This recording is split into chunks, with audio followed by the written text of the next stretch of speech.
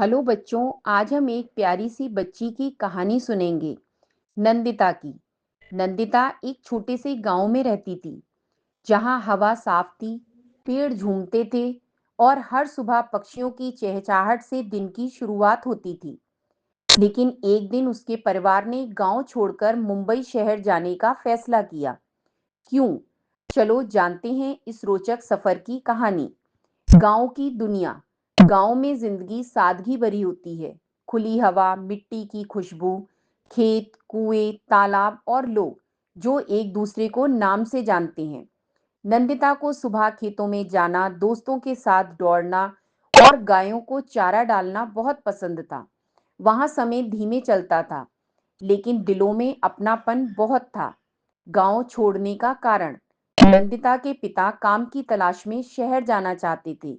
गांव में रोजगार की कमी थी और खेती से घर का गुजारा मुश्किल हो रहा था। इसलिए उन्होंने सोचा, चलो मुंबई चलते हैं, वहां ज्यादा काम मिलेगा। लेकिन नंदिता को अपना गांव छोड़ते समय बहुत दुख हुआ। वो अपने पेड़, घर और दोस्तों को बार बार देख रही थी, जैसे कह रही हो, मैं जल्दी वापस आऊंगी। शहर की ओर सफर। नंदिता पहली बार ट्रेन में बैठी और बहुत उत्साहित थी। ट्रेन की खिड़की से बाहर खेत, पहाड़, नदियां और पुल सब पीछे छूटते जा रहे थे। उसे लगा जैसे पूरी जिंदगी एक नए रास्ते पर निकल पड़ी है। वह सोच रही थी, मुंबई कैसी होगी, वहां के लोग कैसे होंगे। मुंबई सपनों का शहर। जब ट्रेन मुंबई पहुंची तो नंदिता ने देखा ऊंची ऊंची इमारतें, भीड़, हॉर्न की आवाजें, गाड़ियां और तेजी से भागती हुई जिंदगी। यह गांव से बिल्कुल अलग दुनिया थी।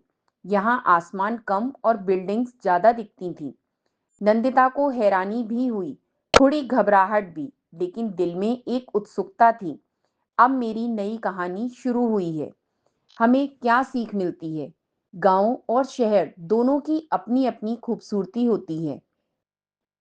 गांव हमें सादगी, शांति और प्रकृति से जुड़ना सिखाता है, और शहर हमें मेहनत, नई तकनीक और सपनों की उड़ान देता है। नंदिता ने सीखा, जहां भी रहो, मेहनत और हिम्मत से सब कुछ संभव है।